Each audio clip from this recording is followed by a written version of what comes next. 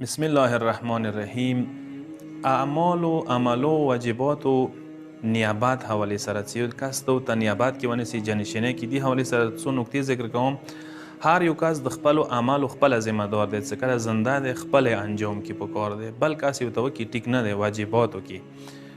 او کله چې انسان مړ شي د مرده نیابات کوای شي. یو کس مړ شوی دی هغه نیابات ته کوي، المنځ ورته کوي، چیو ته کوي، روژه ورته ساتي. دو ته اجرات څه کوای شي، پیسې ونه واخلي، بغیر د اجرات نه هم کوای شي.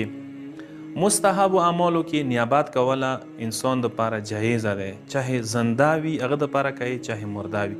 مثلا یو زنده کس د پاره مستحب عمل ته کوای شي، قرآن ورته لولي، زیارت ورته کوي، صدقه ورکوي، هغه طرف نه هیڅ عیب نه لري. نیابات کې یو شای دا دی چې پکار دی ته کوم کس طرف نه عمل کوي هغه نیت ته پکار دی وکړي. څه پلنکي طرف نه ده، مثلا والد صاحب د مرحوم شوی دی، خپل والد مرحوم الموس کوي، په نیت کې ونیسي. خو ژبې باندې نامه اخیستله ضروري نه دی، چې نیت کې دی وي، ذهن کې دی وي، اندو کافي دی. نیابات څه کله ته کوي واجباتو کې یو کس څو کسانو نه نیابات نشي کوای. مثلا یو واجب الموز کوم درو کسانو دپاره کوم، ټیک نه دی. یو واجب الموز یو کس دپاره کیدای شي.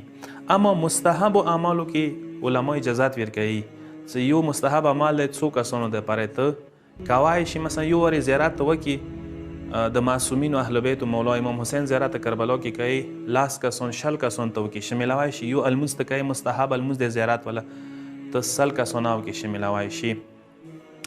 اخیری نکته دا چې نیابات څه چوک چونه کوي، چا د پر عمل کوي، لازم نه دی چې سړی وي.